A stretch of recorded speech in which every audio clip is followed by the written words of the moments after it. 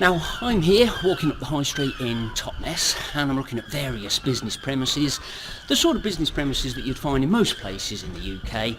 So, newsagents, retail shops, pubs, laundrettes, hairdressers and so on. Now, if you're looking to start up a business, you've got to find a space on the high street. Now, there's two ways of doing that. You can either buy the freehold, or you can take a lease of the premises. You can be a tenant. Well, what's the difference? Well, freehold, you're right at the top of the hierarchy of ownership, basically. You have the right to occupy those premises forever and a day.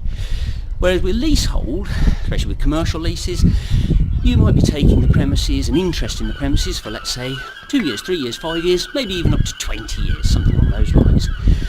Well, what's the difference? Well, if you want to buy the freehold, then you are going to have to be forking out several hundreds of thousands of pounds. But if you're looking to rent, then you might be looking at maybe tens of thousands, but a little bit difference there in terms of the actual outlay right at the start. So many of these businesses here will be renting simply because over a short period of time it's going to be cheaper. So if you're going to enter into a lease, what sort of things have you got to think about? Well, I'm going to talk today just about rent. Just make a couple of 3 points on rent. So you might be thinking, well, I wonder what sort of rent these premises will have to pay. Well, it does depend on supply and demand. Depends on the premises, depends on the location. You'll often see, if you go to websites, commercial agents' websites, you'll see properties described as rental on such and such a square foot, an amount, certain number of pounds per square foot. So there we are, 30 centimetres squared. So you might be looking at, up this high street, maybe £10 per square foot. You might be looking at 6, 7, 8. You might be looking a bit more, 20. It really does depend on the market. If you're in London, Canary Wharf, for example, you might be looking at 100, 150, nearer £200 per square foot. Incredible. It's all down to negotiation, basically, landlord and tenant. It's who has the negotiating strength, so you can negotiate on the price.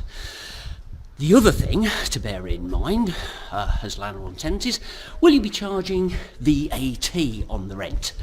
Well, if a landlord has what is called opted to tax, then they will have to charge VAT on the rent. The vast majority of landlords, in my experience, haven't opted to tax. I'll do another podcast on that, but essentially it depends on whether they've done works at the beginning of their enterprise, letting enterprise, and they want to claim back VAT on monies that they've spent on development and so on. So let's assume that most haven't actually opted to tax, but if they had, then the tenant would have to pay VAT. Well, what impact does that have on the tenant? Well, if you're a tenant, you've got to pay VAT. If you're registered for VAT, then that's okay. Other than cash flow, you've got the opportunity to get that VAT back. But if you are, for example, an exempt supplier of exempt services or goods, bank, insurance and so on, then you won't have that opportunity to get it back. Or if you're not registered for VAT, then you also won't have the opportunity to get those monies back.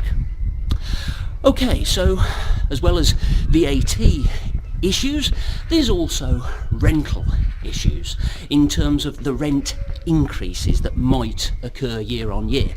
So let's say you take a 6-year lease. Is the rent, if it's going to be, let's say it's £20,000 a year for one of these premises here, well, will it remain at £20,000 per year for the 6 years? Well, the landlord's not going to want it to because of inflation. So essentially, there's going to be methods laid down in the lease as to how that rent will increase. It might be fixed increases. So year on year, you might have, it goes up year on year, £1,000, £2,000, £3,000. It might go up in line with the consumer price index. It might go up in line with the retail price index.